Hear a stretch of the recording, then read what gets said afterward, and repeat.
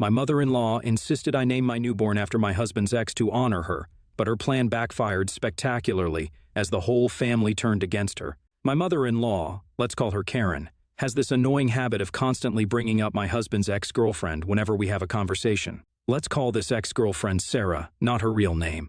It's like she can't resist mentioning her and comparing me to her at every opportunity. It drives me crazy, and I can tell that even my husband doesn't appreciate it. But for some reason, whenever he's not around, Karen feels the need to unleash this barrage of praise for his ex, listing all her supposed qualities and accomplishments. It started even before we got married, and I naively thought that once we tied the knot, she would let go of the past and focus on our relationship. Little did I know that her obsession with the ex would only intensify over time. I tried to brush it off initially, thinking maybe it was just an innocent way for Karen to reminisce or make conversation. But as time went on, it became apparent that there was something more to it. It's almost as if she's trying to undermine my confidence or make me doubt my worthiness as my husband's partner. Every family gathering or casual dinner turns into a subtle competition in Karen's eyes. She'll drop comments like, "Oh, remember when John's ex used to cook such delicious meals?" Or Sarah was so good at organizing family events. She had such great ideas. It's not like she brings it up in front of other people or during family gatherings where others can hear. No, she waits until we're alone, as if relishing the opportunity to discuss the acts without any witnesses. She'll drop remarks like, "Oh, you know, Sarah used to be so good with kids, she would have made an amazing mother." Or, "I remember when John and Sarah used to go on those romantic trips, they were the perfect couple." It's like she's trying to paint this picture of the perfect woman who I'm supposed to live up to, as if my mere presence isn't enough. At first, I tried to confront Karen about it, asking her politely to refrain from mentioning the ex-girlfriend all the time. I thought maybe she wasn't aware of how uncomfortable it made me feel, but instead of understanding my perspective, she brushed it off, saying things like, "Oh, don't be so sensitive," or "I'm just reminiscing," or "You should learn from her, she was such an amazing person." It became clear to me that Karen's actions were deliberate. She was intentionally trying to make me feel insecure and create tension in our relationship. It felt like she couldn't accept the fact that her son had moved on and found happiness with me. Instead, she seemed stuck in the past, idealizing the ex-girlfriend and refusing to acknowledge the present reality. As frustrating as it was, I decided to take matters into my own hands. I discussed it with my husband, explaining how much it bothered me and the impact it was having on our relationship. Thankfully, he was very understanding and supportive. He admitted that he had also been bothered by his mother's behavior and assured me that he would talk to her about it. The next family gathering arrived, and I could sense a different atmosphere. My husband had a serious conversation with his mother, expressing his disappointment in her constant comparisons and reminding her of the importance of accepting our relationship. He made it clear that he loved me for who I am and that constantly bringing up his ex-girlfriend was hurtful to both of us. To my surprise, Karen seemed genuinely remorseful. She apologized and promised to make an effort to change her behavior. It was a small victory, but it meant a lot to me. From that day forward, Karen stopped mentioning the ex-girlfriend and focused on building a better relationship with me. So I thought that the issue was over, the war was won. But little did I know that a battle was approaching. The breaking point came when I gave birth to our baby girl. It was supposed to be a joyous time, a moment to celebrate the new addition to our family. Yet Karen managed to turn it into a source of tension and confusion. She approached me with a suggestion that left me dumbfounded and angry. She suggested that we name our baby girl after my husband's ex-girlfriend, Sarah. I couldn't believe what I was hearing. How could she even suggest such a thing? Naming our child after my husband's ex was not only disrespectful to me, but also an insult to the special bond my husband and I shared as parents. It felt like Karen was trying to erase my presence and replace it with the shadow of the ex. At that moment, I couldn't contain my emotions any longer. I confronted her, expressing my hurt and frustration. I asked her why she couldn't accept our relationship and why she felt the need to constantly bring up the ex. She tried to defend herself, saying it was just a suggestion, that she thought it would be a nice gesture. But her words fell on deaf ears. I made it clear to Karen that I would not tolerate her disrespect any longer. I demanded that she stopped comparing me to the ex, and that she acknowledged and respect our relationship. Guess what she did? Karen literally went and told every family member that I disrespected her and didn't let her suggest any baby names. I realized that it was partly my fault for not opening up to other family members about her behavior. Keeping it all bottled up had given Karen the confidence to manipulate the situation and tarnish my reputation. While feeling hurt and betrayed, I knew that I had to take a stand. I couldn't let Karen's false narrative go unchallenged. With the support of my husband, we decided it was time to reveal the truth to everyone. We carefully and truthfully explained the situation to our family members, detailing the constant comparisons and undermining remarks Karen had made towards me. We emphasized our intention was never to disrespect her, but to address the hurtful behavior that was impacting our relationship. Thankfully, my husband stood by my side and validated my experiences. His constant support played a crucial role in convincing our family members that I was speaking the truth. They began to see through Karen's manipulative tactics and understand the toll her actions had taken on me. As the truth unfolded, the dynamics within the family shifted dramatically. No longer blinded by Karen's false narrative, family members started to distance themselves from her. They realized the toxicity of her actions. No one wanted to talk to her, so Karen tried to explain herself, saying she just wanted to honor Sarah because she was such a nice girl. But seriously, why did she have to make me feel like crap in the process?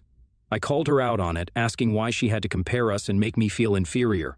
But typical Karen, she couldn't handle being called out. She went all defensive and started throwing accusations at me. It was like she didn't even get how much she hurt me or how messed up her actions were. So, I dropped the bomb on her. It's over, Karen. Your own son doesn't want anything to do with you anymore. She never thought her actions would have consequences, or that her son would take my side. It was a wake-up call for her, a moment when she realized just how much damage she had caused.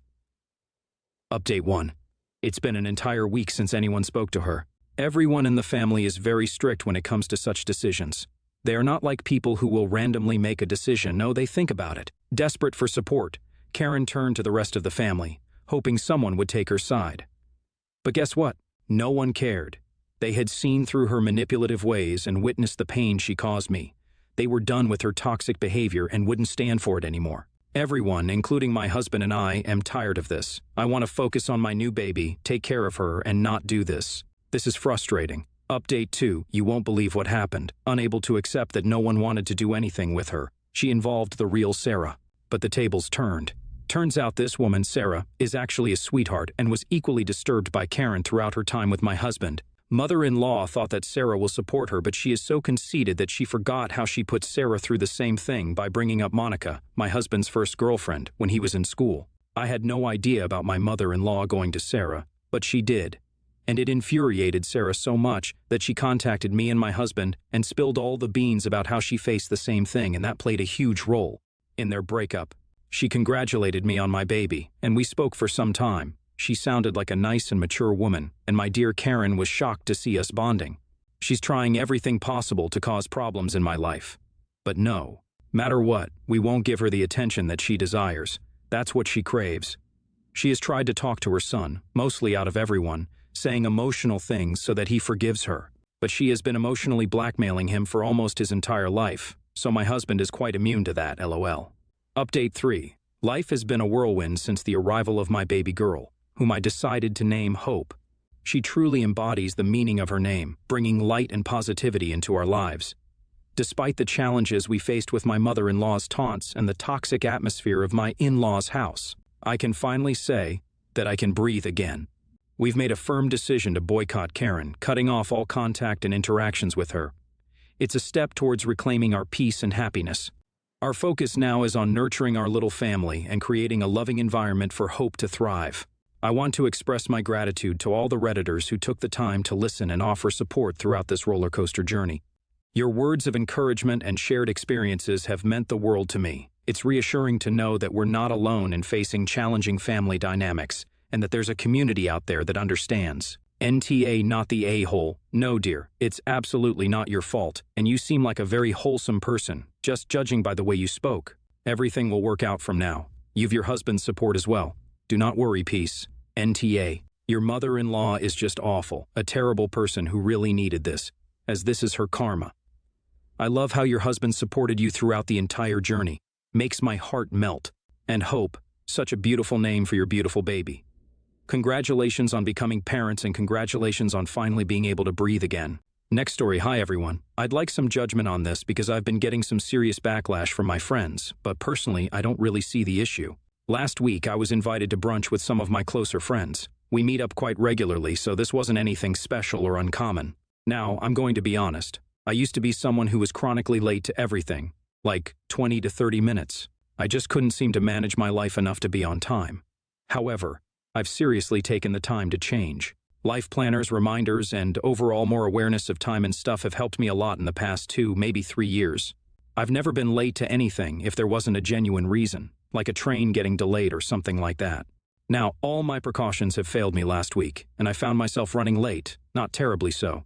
Maybe 10 minutes behind schedule. I let the others know via text that I'll be late, and that they can start and order drinks already and don't have to wait for me. I thought everything was dealt with, hurried up, and got to the place maybe 15 minutes. Late in total. I was already ready to apologize and sit down at the table, but as soon as I sat down, everyone got up and left me there. They told me that if they weren't worth my time, I wasn't worth theirs, and they left the restaurant together. I later saw on Insta that they went out to eat together somewhere else. Now, I would have understood that if it was in my late era, but I thought that it was clear that I've changed and wasn't late just because I could. My friends are late sometimes too, so I don't see the reason for them being always on time. NTA. As a reformed late person who is basically almost never late now, I'm obviously sympathetic from the get-go. But holy, your friends are such a holes. One thing I've noticed is that even though I've been good about being on time for literally like over 6 years, nobody notices. The narrative is always, oh, here for Lars, she's always late, or, oh wow, I can't believe you're on time. I've been on time for years, but it's hard to get narratives like that to go away because people simply don't notice. I don't know what to tell you. If this happened to me, I'd text them some version of your post and don't speak to them again. This is some mean girls bullying, and I wouldn't put up with it, but that's me. NTA. You told them you were running late and not to wait for you to order. I think it's rude of them to all get up and leave like that. Why you're the a-hole? Apparently you've been late enough times that they've had enough. I'm also left wondering what you've left out of your story that merits such a strong response. Did they say anything to you all those other times you were late? I'm someone who is never late. I always give plenty of time to reach my destination. It's called respect for other people's time. They don't have to give it to you. Next story. I am male. 15 years old and very skinny, 5'5", 110 to 115 pounds. This began to spiral when my mom, early 40s, overweight, decided to lose weight when I was around 13. This has been amazing for her and an awesome choice, but the way she carries it out is unfitting for the rest of the family. To lose weight, she decided to go on a strictly gluten-free diet. Now, this is fine on its own, but the problems arise whenever my dad or her cooks, and we're forced to use gluten-free or cook without it. Me being skinny, and gluten-free alternatives generally being gross, limited, and repetitive, makes supporting this method very hard. When I entered high school, I became very conscious about my weight, as you can imagine. My thoughts became that the low-calorie foods we've been almost made to eat for dinner are a factor in my low weight. Due to this, on multiple occasions, arguments have started between me and her over this topic. More recently, we got into a fight. She was going to make the same bland, low-calorie, gluten-free pasta that we must have at least twice a week. At this point in time, when I was told she was making this for dinner again, I finally decided to talk to her about it. The conversation went something like this. Me: hey, I really want to talk to you about dinner tonight. Mom: okay, what do we need to talk about? Me: I'm not trying to be disrespectful, but your dinners are not working for me. I need high-calorie foods like bread, etc. Mom: then make them yourself. I'm not going to make 2 separate dinners, especially for someone who's ungrateful for cooking. Me: okay, can we please go to the store so I can grab some stuff to make it? We barely have anything non-gluten-free or high-cal like potatoes. Mom: I'm not going to take someone to the store who is rude to me. Me: why? I wasn't trying to be disrespectful to you. I'm sorry if I was. Mom: doesn't matter if you meant to, you were still rude to me. The answer is still no. After this, I came back 30 minutes later. Me: hey, I'm sorry about earlier. Can we please go to the store so I can make dinner for myself? Mom: no. You don't get to come out here and pretend like you were not rude to me and then ask me to drive you somewhere. After this, I knew it was going nowhere. So I went into the kitchen and made myself a simple bowl with like half a packet of tofu and some onions. I feel like I'm not an a-hole, but I can't shake the feeling that I might be. So Reddit: Eta, am I the a-hole? NTA. Your mom is underfeeding you, and she is in denial and being really weird about how she polices your tone when you are literally asking for food. Teenagers need lots of calories, and the no-gluten, low-carb diet is inappropriate for a kid like you. This problem needs to be brought to the attention of other adults in your extended family or at your school. You need calories so that you can reach your full adult size and weight. NTA. You and your mom have different caloric needs, and you need more food. And carbs are a good source of energy. You stating your needs asking to go to the store was not rude at all. Gluten-free isn't a weight loss diet though, so it's odd that she's doing it. Gluten-free pasta, bread, etc. are often more calorie-dense than their wheat originals. Is she doing paleo, which is gluten-free but also excludes other grains? At any rate, you need more food and you should be getting it. It would be so easy to add a cider potatoes to a meal, and she doesn't have to eat them. NTA. Seems like your dad is the target here. Set up a recurring online delivery order with him paying that includes what you need to get some calories in. Buy things that are non-perishable and/or get a mini fridge with a lock for your room. Keep your high-calorie perishable foods in there, like eggs and cheese and meat. Gluten-free is not the issue. Boring and low-cal is the issue here. Kind of sad a 15-year-old needs to set up a meal plan, but here you are. Get vegetables and keep them in the main fridge since it doesn't seem like she'll fight you for cabbage and buy spices from Pansies or something. While your dad is the best resource for you right now, he's choosing to put up with her BS that is damaging your body. I think you need to talk to a school counselor, or maybe some member of your extended family, who has the ability to stand up for you to your mom and dad. This is not sustainable. Teenage boys are usually on the hollow leg diet, LOL. Hope you get help because you desperately need it.